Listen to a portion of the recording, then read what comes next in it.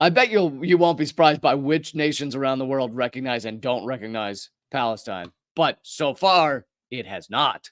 Before October 7th, you didn't hear that mentioned in the debate, did you? Sorry if my voice does not sound great. But yeah, I have a cold and it was big news, and I'm sure you've heard some other channels cover it or at least mention it or tweet about it, that 3 more nations have just recognized Palestine as a country, as a nation.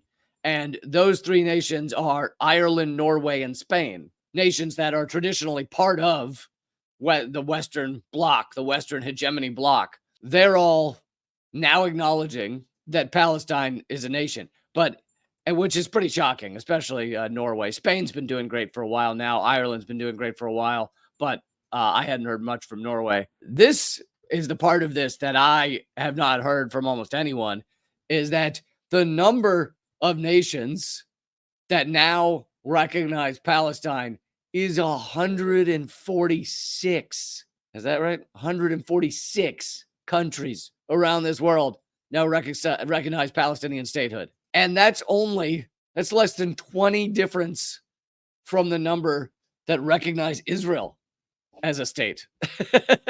It's very close as to the amount of the world that's recognizing Israel and the amount of the world that's recognizing Palestine. This is from Newsweek. The gap between the number of nations that recognize Israeli statehood and those that recognize Palestinian statehood has narrowed, with the difference set to drop to less than 20 countries as of the latest announcement by 3 European powers. The prime ministers of Ireland, Norway, and Spain announced Wednesday, blah, blah, blah.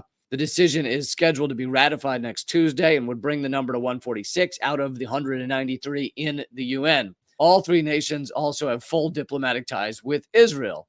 By the way, Israel's response to this was to pull all of those ambassadors to those 3 countries, bring them to Israel and scold them, basically, and tell them why Israel's so wonderful and why it's not a genocide when you kill 45,000 people in a matter of days, and 70% of them are women and children. Currently recognized by 165 member states, Israel is. There was no indication that Ireland, Norway, and Spain plan to downgrade the relationship with Israel. Still, Israeli officials reacted strongly. They brought the ambassadors for consultations, quote unquote, and severe consequences, quote unquote. This is from Israel's foreign minister. Said today's decision sends a message to Palestinians in the world. Terrorism pays.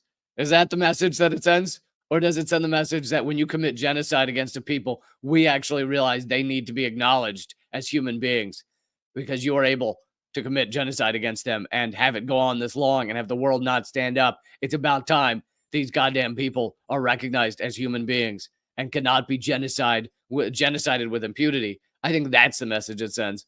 But the Israeli foreign minister also said, after the Hamas terror organization, oh, really? Israel is not a terror organization, but Hamas is. That's funny because Israel's killed far more innocent civilians than Hamas could ever hope to. After they said, quote, after the Hamas terror organization carried out the largest massacre of Jews since the Holocaust, which is it's just an expression to make you think of the Holocaust. It's the dumbest expression. They keep saying that. It's so stupid. After committing heinous sexual crimes witnessed by the world, which is not true in so many different ways. No one actually has proven any sexual crimes.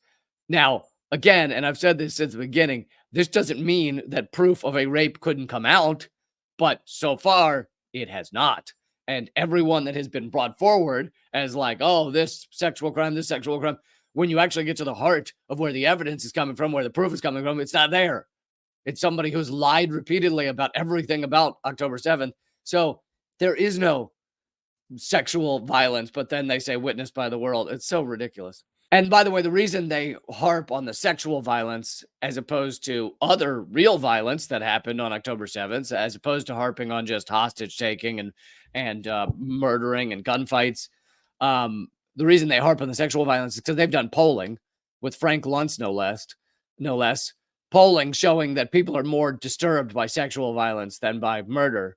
Probably because every movie you ever see has murder and a far fewer number have rape. And on top of that, murder is often celebrated, James Bond or what's his name?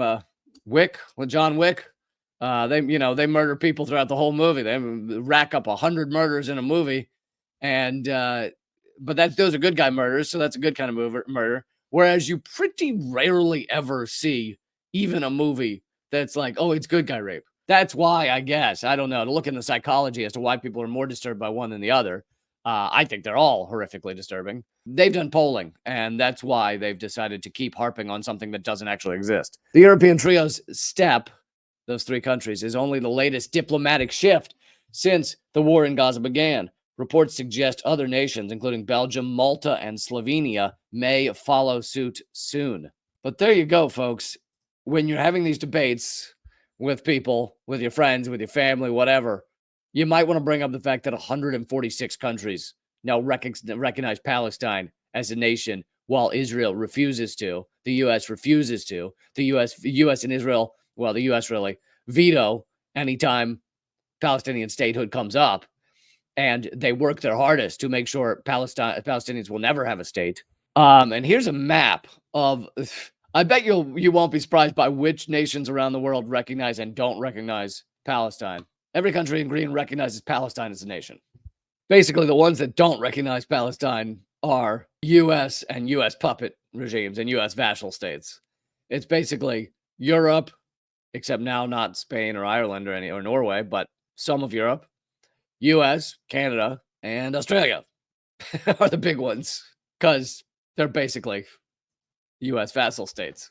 And I think that's like 80 or 90% of the world's population right there is in countries that recognize Palestine.